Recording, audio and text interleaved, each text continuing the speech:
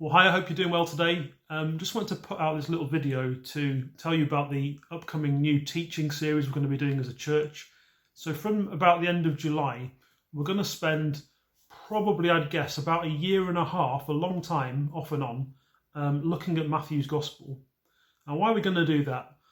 For me, two reasons. One is, whatever our circumstances, and things are not looking brilliant circumstantially at the moment, whatever our circumstances, just looking at who Jesus is, what he says, what he's about, everything about him is always pertinent and is always helpful.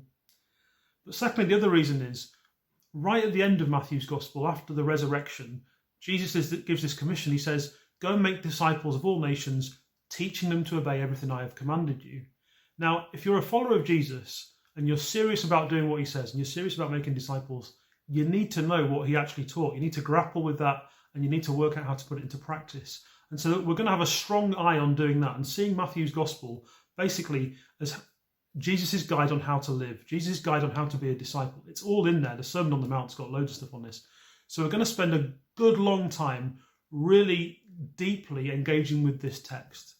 Along the way, it's really interesting. A lot of people read the Gospels and particularly they'll read Matthew and they'll go, all these miracles, amazing. And sometimes they're just used as these are the proofs that Jesus really is the Son of God. And I think there's an element of truth to that, but they're actually a lot richer. I'm very fortunate that earlier in my life, I got to spend a couple of years living in Israel and start to understand some of the cultural context and how Jewish thought works. And what Matthew's doing, he's trying to convince Jewish people that Jesus is the fulfillment of all the stuff in the Old Testament. So he says, you know Moses, Jesus is a better Moses. You know Elijah, Jesus is a better Elijah. You know David, Jesus is a better David. And he does it time and again in all these different and rich ways. So along the way, we're going to get to explore all of that as well and show how the Bible is this one epically amazing story that all fits together with Jesus right at the centre of it. So I think we're going to have a really interesting, fun, profitable, growing time looking at this gospel over the next, as I said, probably a year and a half. And why not start now? Read it, pray over it, think about it. What's he saying? There are some really great commentaries and books out there on Matthew as well.